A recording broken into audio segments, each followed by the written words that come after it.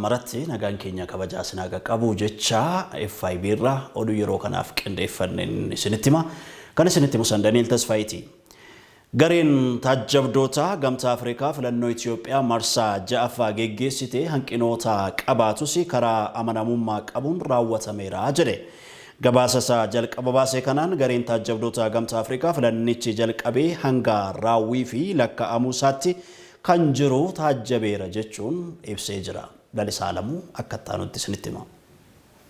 Gamtaan Afrikaa filannoon Itoophiyaa marsaa ja'affaan hanqinoota hedduu qabaatus karaa amanamummaa qabuun geggeeffamuu isaa gareen taajjabdoota gamtichaa gabaasa jalqabaa baaseen ifoomsee jira.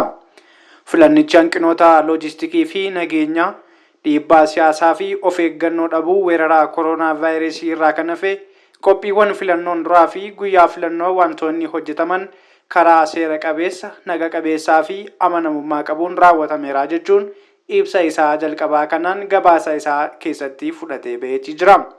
Pireezidaantii duraanii Naayijeeriyaa Olusegun Obasanjoon kan durfamu gareen gamtaa Afrikaa kun waxabajji 2 bara 2021 irraa eegaluun Itoophiyaa kan seene waggaa ta'u taajjabdoonni filannoo yeroo dheeraa 8 fi yeroo gabaabaa 57 qabaachuun filannoo Itoophiyaa bara 2021 waxabajjii darbee geggeeffame taajjabuu danda'eetii jira.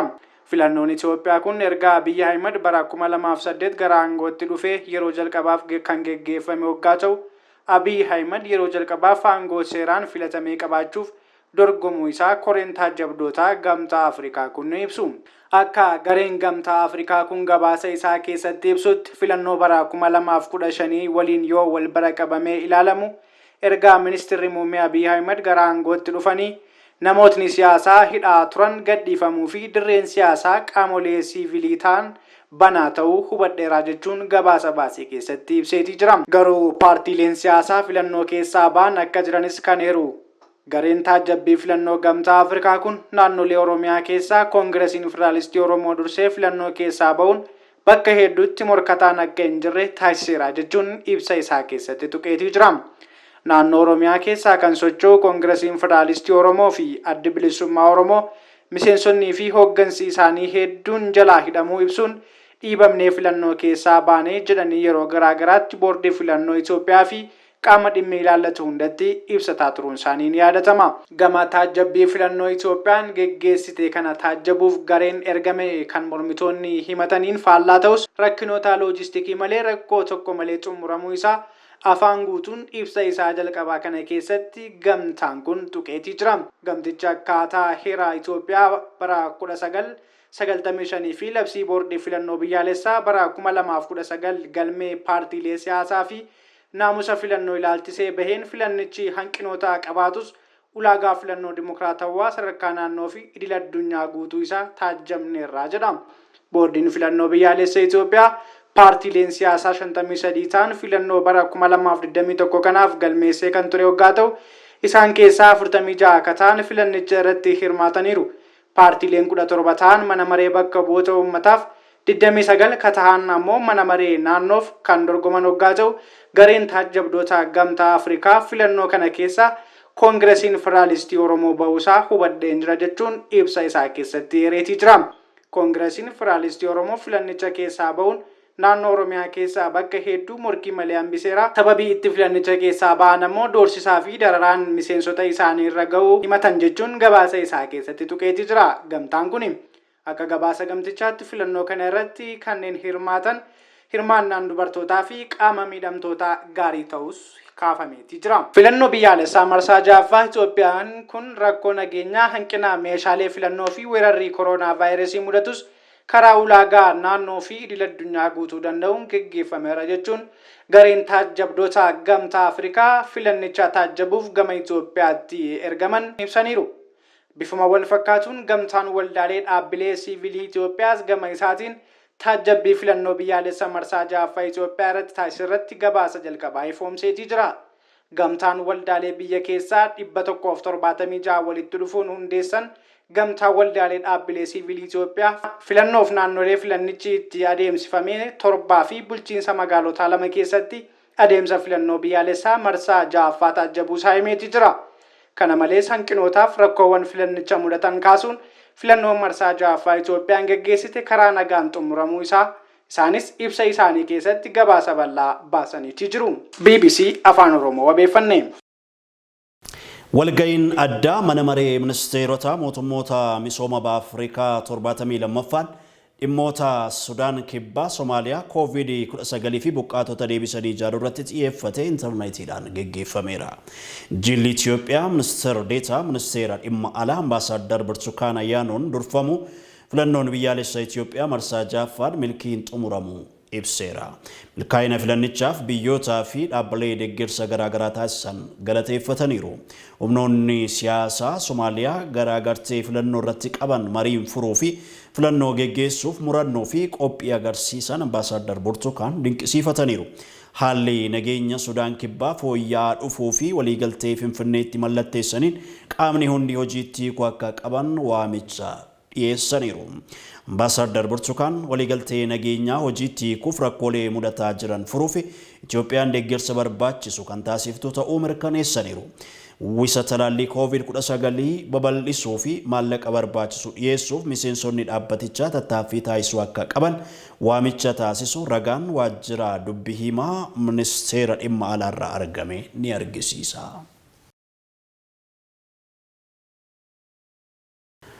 Ijipti waldhabdee hidha guddicha Itoophiyaan laga Abbayyaarraa ijaaraa jirtuun walqabatee uumameen kan ka'e olaantummaa dippiloomaasii fi waraana Afrikaa keessatti cimsachuu fi yaalaa jirti jechuun xiinxalaan Ijipti Magdii Abdhaadii barreessee jira. Beenyaa Shiiramu akkaataa nuti qindeesseera. Waldaan Egyptian Geographic Society kan bara 1875 hundeeffame barreeffamoota hin maxxanfamin kan fedhii bara dheeraaf Masiriin biyyoota Afrikaa Saharaan gadi keessatti qabdu calaqqisiisu muraasa qaba. Isaan keessaa tokko maappii seena qabeessa daangaan Masirii gama kibbaatiin baha Afrikaa keessatti haroo Viiktooriyaa akka ta'e kan agarsiisudha. Waldichis kan hundeeffame bara fedhiin olaantummaa Masirii yeroo muraasa qofa ture sadarkaa olaanaarra itti ga'ee turedha. Tibba sanatti Sudaan to'annoo Masirii jalatti kuftee kan turte yoo ta'u baroota 1874 hanga bara 1876 keessa weerara ishee babal'isuun Itoophiyaas qabachuuf yaalii taasiftullee garuu immoo haala qaanessaa ta'een mo'atamtee turte. Waggoota 70 booda Masiriin warraaqsa diddaa kolonii Afrikaa fi biyyoota biraatti taasifamaa tureef akka fakkeenyaatti ilaalamuun dogoggora olaantummaa gonfachuuf barootaan dura gootee maqaa haaraan akka bakka buuftedha. Boodas waraana Arabaa fi Israa'el jidduutti waan qabamteef hirmaannaan ishee biyyoota Afrikaa Saharaan gadii waliin qabdu xiqqaachaa deemee jedha barreeffamni xiinxalaa biyyattii kana.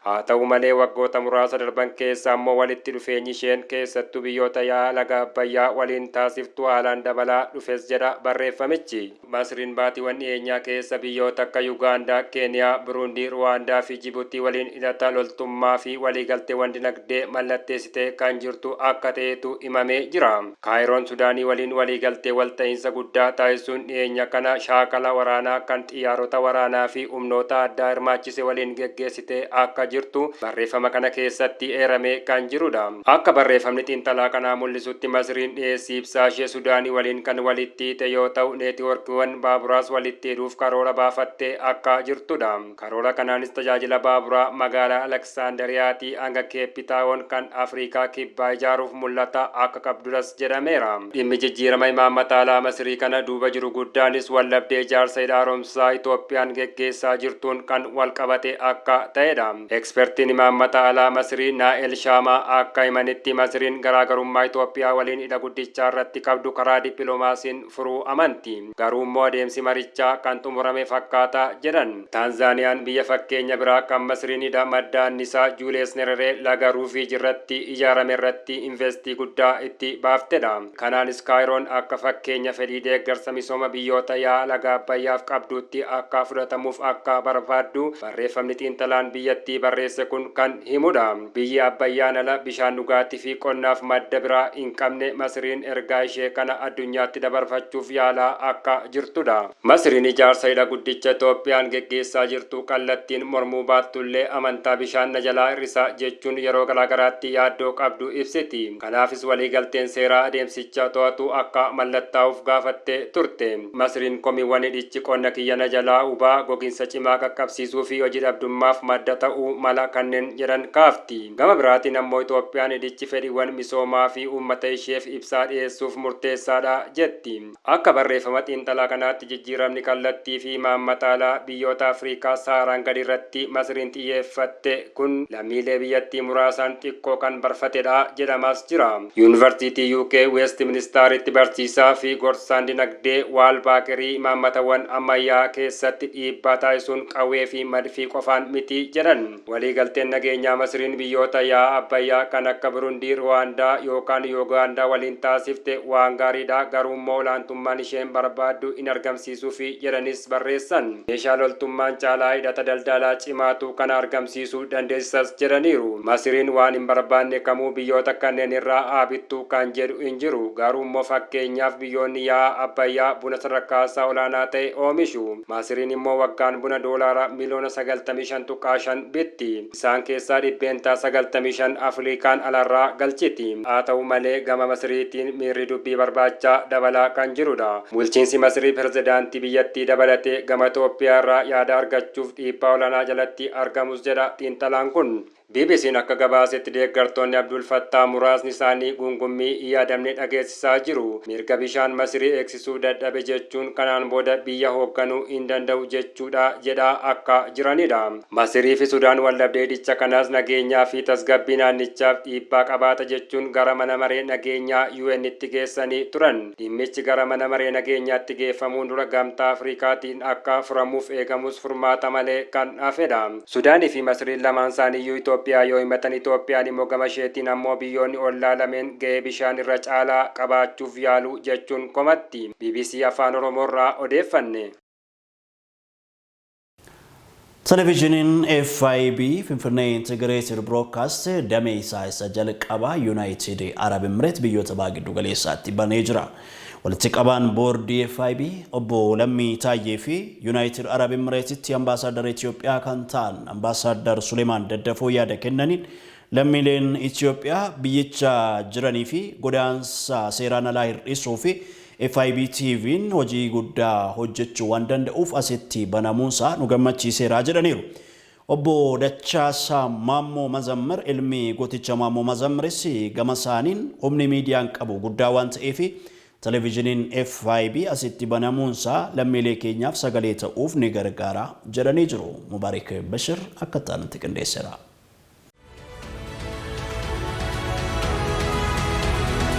Finfinnee Integrated Broadcast erga banamee kaasee waggaa tokkoof walakkaa keessatti jaalala guddaa hawaasa irraa argachuun istiidiyoo isaa kan biyya keessaa irra darbuun United Arab Emirates magaalaa guddoo Dubai keessatti guyyaa har'aa istiidiyoo isaa banuun hojii jalqabsiisee jira.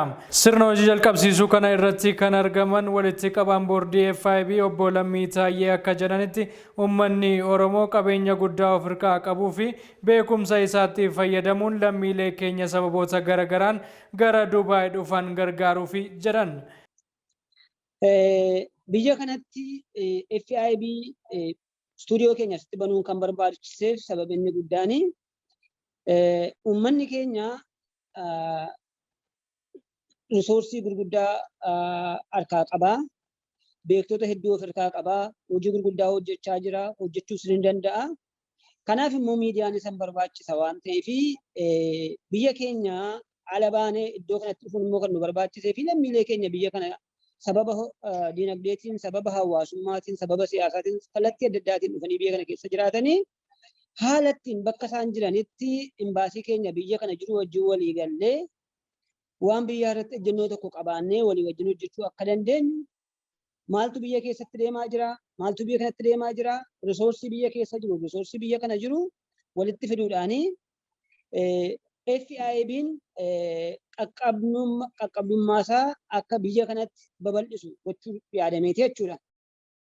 United Arab Emirates ambaasaadara Itoophiyaa kan ta'an obbo Suleemaan Daddafoo sirna hojii jalqabsiisuu kana irratti argamuun akka jedhanitti miidiyaan FIB gara biyya kanaa dhufuu isaaf hedduu kan gammadan ta'uu fi dhimmoota lammiilee Itoophiyaan wal qabatee ka'uu irratti miidiyaan kun hawaasa keessatti hubannoo ni uuma jennee abdanna jedhan.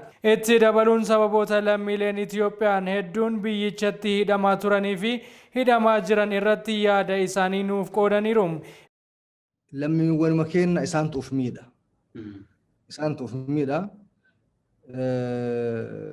yookaan karaa seera hin qabneen karaa seeraan alaatiin biyyaa bahanii as dhufanii warra seera hin qabne harkatti kufanii dallaalatu jira, dallaala baay'eetu jira. Dallaalli kunniin lammiiwwan kenneen akka meeshaatti gurgurataa itti taphataa rakkina keessa galchanii akkasitti jiraatan. Gariin ammootu karaa seeraa qabeessaan dhufanii ka'anii karaa seeraa qabeessaan qaxaramanii uduu hojjetan dallaalaan sobamanii bakka itti qaxaramanii hojjetan irraa baduudhaan seeraan ala ta'anii sadarkaa isaanii istaatasii isaanii balleessuudhaan seeraan alaan jiraachuuf dirqaman. Wayita seeraan ala jiraatan waan hojii hin arganneef harka dallaalaatti kufanii isaan ammallee dallaalli mana kaanii baasaa mana kaan seensaa bakka hojii tokko baasaa bakka hojii biraa seensisaa akkasitti itti taphata. Kana waan ta'eef lammiiwwan keenya hedduutti lakkaa'amantu rakkoo kana keessa ni jiran. Ka akka carraa ta'ee gara keenya dhufanii rakkina isaanii nutti himan haga dhumaatti deemnee rakkina isaanii hiiknaaf. Kun ammootu dallaalli akka nutti dhufan waan hin barbaanneef qabatanii achitti akkuma meeshaa kana walirraa fuudhaa walirraa walitti gurguraa akkasitti ofii itti fayyadamaa lammiiwwan keenya rakkoo keessa galchan. Keessummaa addaa sirna hojii jalqabsiisuu FIB kan turan ilma qabsaa'aa fi goota Oromoo kan ta'an obbo Dachaasaa Maammoo Muzammir akka jedhanitti namootni utuu biyya hin dhufinis ta'e erga biyya kana dhufanii wantoota isaan beekuu qaban irratti hubannoo uumuuf FIB waliin kan hojjetan ta'uu ibsaniiru. ሀገርም ውስጥ ይሁን በዩናይትድ አረብ ኤሚሬት ውስጥ ስለዚህ ወደዚህ በተለያየ ስራ የሚመጡትን ኢትዮጵያውያኖች እዚሁ ባሉበት ሀገር ቲዮሪካሊ ሳይሆን ፕራክቲካሊ ትሬኒንግ እንሰጣቸው ይሄንን ሐሳብ እንቀባበላለን ማለት ነው ከኤፍአይቢ ጋር። ምክንያቱም እነዚህ ልጆች የመጡበት ዓላማ ወደ ሀገራቸው ሲመለሱ ኢንተግሬት አድርገው ራሳቸውን አትሊስት የቴክኖሎጂን ትውውቅ አድርገው ቢገቡ ወደ ሀገራቸው ለነሱም ተጠቃሚ ናቸው፣ እኛም በስራው ሳቲስፋይ እንሆናለን። ሌሎች ኮንሰልቲንግ ቴክኖሎጂ ኢንተግሬሽን ሰርቪስ በጣም ብዙ ስራ ነው የምንሰራው። እነዚህ ስራዎች በሙሉ ከኤፍአይቢ ጋር ኤፍአይቢ ስለሚያስፈልገን እኛም ስለምናስፈልገው የጎን ለጎን የሁለትዮሽ ስራ ከዩናይትድ አረብ ኤምሬትም ከኢትዮጵያ ውስጥም አብረን እንሰራለን ብለን እንገምታለን። ከኑማኒስ ኤፍአይቢን የሮ ዲዮቲ ሰገንታ ኢሳ ስቱዲዮ ዱባይ ኢራ ተምሳሱ ኒ ጀልቀባ ጀዳሜ ጅራ።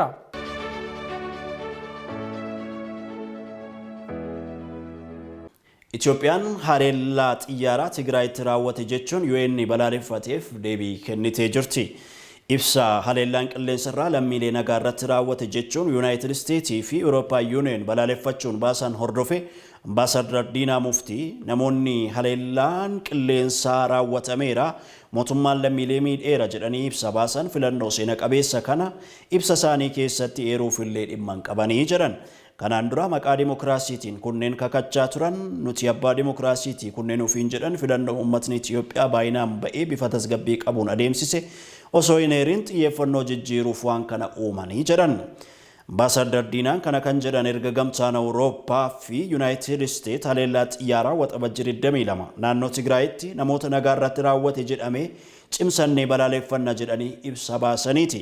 Ambaasaadar Diinaan loltoonni TPLF lammiilee nagaa akka da'ootti kan fayyadaman ta'u akkasumas manneen bataskaanaa masjiidotaa fi iddoowwan siivilii akka da'ootti akka fayyadaman kan himan Ambaasaadar Diinaan biyyattiin hokkora keessa ni seenti filannichaaf namni tokkoyyuu hin ba'u jechaa kan turan waan fashalaa'ee fi amma immoo waan kana fidanii dhufanii jedhan. Sochiin mootummaan Itoophiyaa naannoo Tigraay keessa taasisaa jirus namoota seeraan barbaadaman to'achuuf malee lammiilee nagaa kan hin akeekne ta'uu himaniiru. Haleellaa lafa gabaatti mudateera jedhame kana ilaalchisee BBC'n kan dubbise dubbii himaan raayyaa ittisaa biyya Itoophiyaa Koloneel Geetinnet Tadaanaa haleellaan namoota nagaa irratti raawwatame hin jiru jechuun haalanii jiru. Biiroon Barnoota Oromiyaa hojiilee tola ooltummaa ganna kana hojjetaman ilaalchisee miidiyaaleedhaaf ibsa laatee jira. Hoogganaan Biiroo Barnoota Oromiyaa Dr. Tolaa Bariisoo ibsa guyyaa har'aa kana miidiyaaleef laataniin ganna kana manneetii barnootaa baajeta birrii biliyoona 25 ijaaruu fi kitaabilee miliyoona 3 walitti qabuuf karoorfanneerra jedhanii jiru. Girmaa Guddisaa hordofee jira.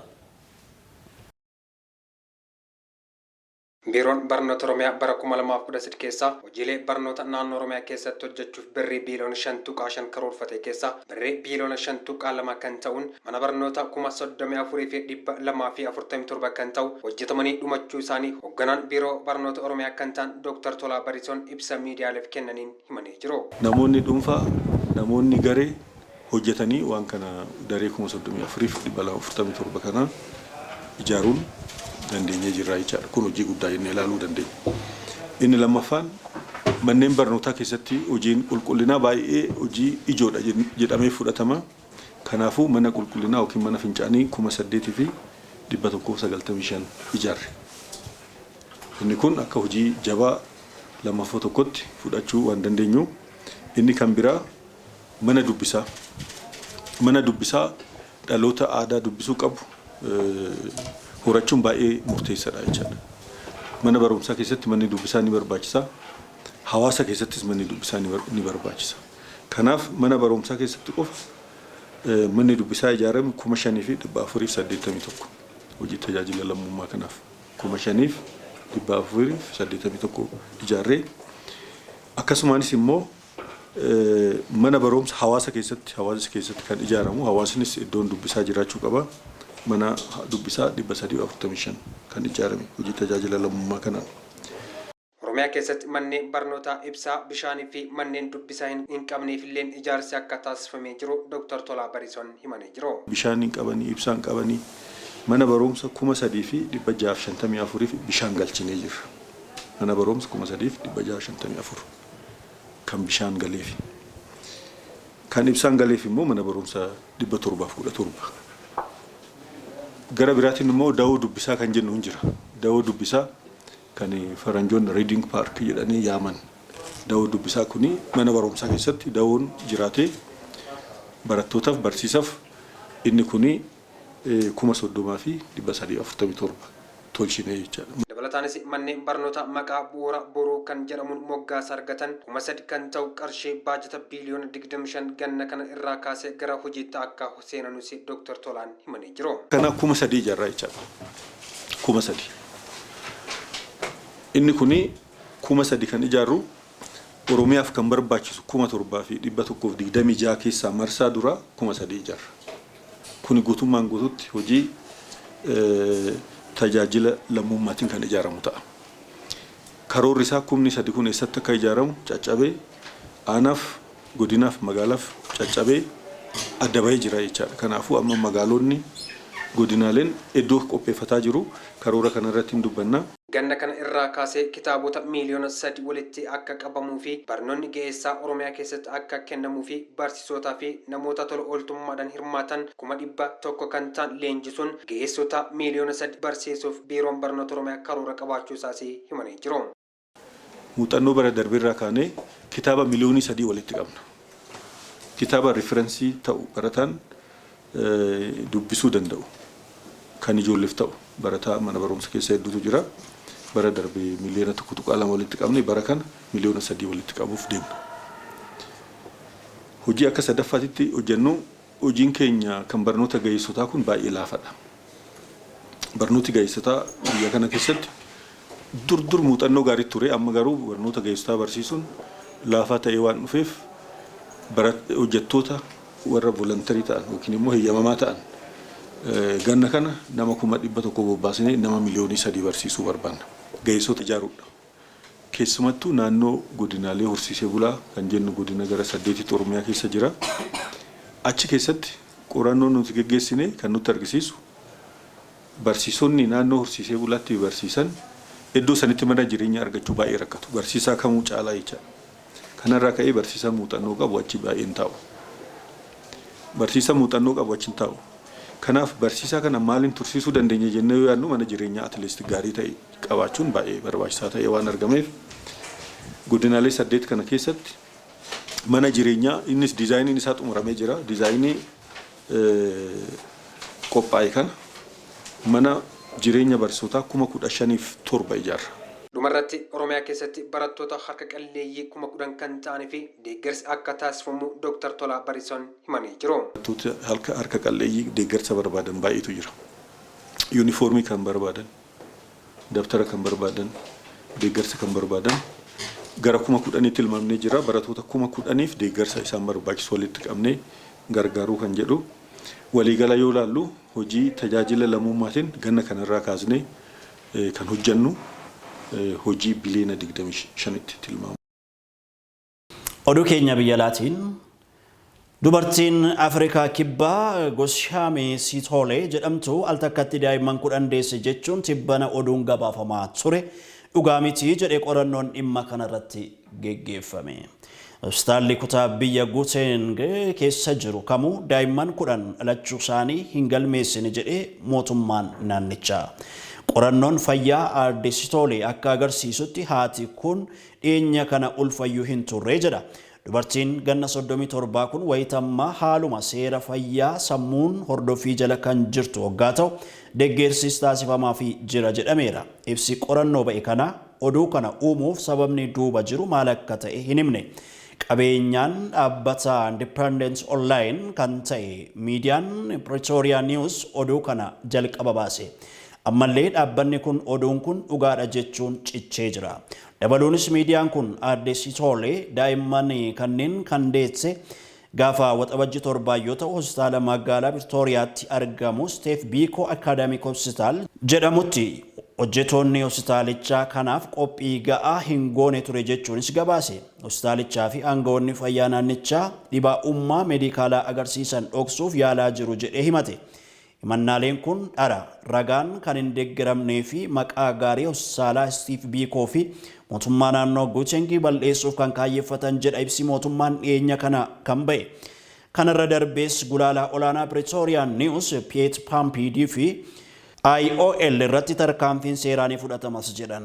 Ijoollee lakkuu umuriin isaanii 6 ta'e kan qabdu aadde Siitolee fi jaalalleen ishee Rehooboot bakka Tempisa jedhamu keessa jiraatu. Bakki kunis dhiyeenya magaalaa Johannesburgitti kan argamuu fi hawaasni harka qalleeyyiin bakka itti jiraatanidha. Akka gabaasa IOL'tti maatiin kunniin gaazexeessaan oduu kana baase Raampeediin waldaa tokko kan naqan hoggaa ta'u ji'a muddee keessas wal baranii jedha gabaasni BBC Afaan Oromoo.